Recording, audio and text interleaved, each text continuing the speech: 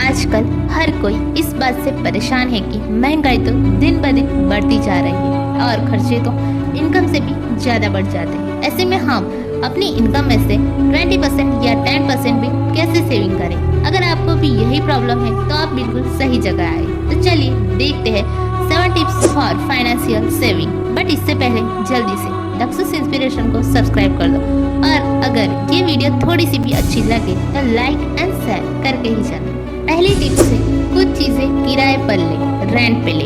ये जरूरी नहीं कि आप हर एक चीज नई लो।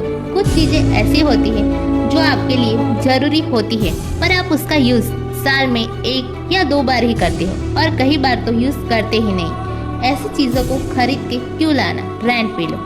और कुछ चीजें ऐसी होती हैं जो ओकेजनली यूज होती हैं, जैसे कि हम हमारी शादी के कपड़े शायद ही शादी के बाद कभी पहनते हैं, तो वो भी हम रेंट पे ले सकते हैं और अपनी सेविंग बढ़ा सकते हैं। दूसरी टिप्स है मॉल से बचें। मॉल को बनाया गया ही इस स्ट्रेटेजी से है कि कस्टमर मॉल में ज्यादा से ज्यादा वक्त बिताए ताकि वो सभी चीजों को अच्छे से देखे और वो चीजें भी खरीद ले जिसकी उन्हें कोई भी जरूरत नहीं है। और हम सब यही करते हैं। हम जितनी चीज़ों की ज़रूरत होती है उससे 30% ज़्यादा ही खरीद कर आते हैं। तो अब से शॉपिंग करने से पहले जो भी चीज़ें आपके लिए इम्पोर्टेंट है और ख़रीदनी है उसकी एक लिस्ट बनाएं या फिर अब से दुकान से ही शॉपिंग करें और अपनी सेविंग बढ़ाएं। तीसरी टिप्स है एडवर्टाइजमेंट के संपर्क में आने से बचें। मैं तो कहती हूँ कि एडवर्टाइजमेंट को कम ही देखें, पर ये थोड़ा मुश्किल है बिकॉज आजकल न्यूज़पेपर, टीवी, रेडियो, फोन हर जगह ऐड आ ही जाती है। पर डे पर पर्सन एवरेज 5000 से भी ज़्यादा ऐड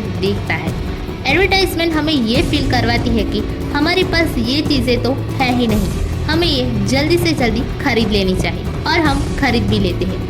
तो वो ही खरीदें जो आपके लिए इम्पोर्टेंट है, आपके लिए ज़रूरी है। वो चीज़ें कभी मत खरीदें जो आपकी वांट है, आपकी नीड नहीं। चौथी टिप्स है कैश का ज़्यादा यूज़ करें।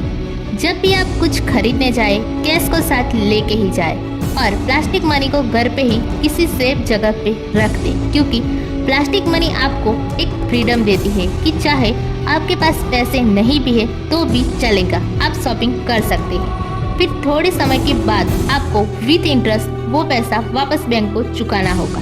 स्टडी में देखा गया है कि जब आप प्लास्टिक कार्ड का यूज करते हो तब आप 30% जरूरत से ज्यादा खरीदते हैं। पांचवी टिप्स है स्पेंड 1 डे विदाउट मनी। 15 दिन में एक दिन बिना पैसों के बिताए, यानी उस एक दिन आप कुछ भी मत खरीदिए। ये एक तरह से पैसे ना खर्च करने का फास्ट है जिससे कि आप में सेविंग की आदत बढ़ेगी। अब आप ये सोच रहे होंगे कि ये तो थोड़ा मुश्किल है, पर इसके लिए आप वो एक दिन आने से पहले ही उसकी प्लानिंग कर लें। छठी टिप्स है हेल्दी रहो। अब आपको ये लगता होगा कि हेल्दी रहने या ना रहने का सेविंग से क्या संबंध, पर हेल्थ आपकी सेविंग को बहुत ही ज़्यादा इफेक्ट करती है। अगर आप हेल्दी नहीं खाते और अपनी हेल्थ को इग्नोर करते हो तो ये तय है कि आप बीमार होते रहोगे और कहीं कोई ऐसी बड़ी बीमारी हो जाए तो सेविंग करने की बात तो छोड़ो, आपकी सारी सेविंग भी उसके इलाज में चली जाएंगी। इसीलिए नेवर इग्नोर हेल्थ। तो फिट रहो और सेविंग में आगे बढ़ो।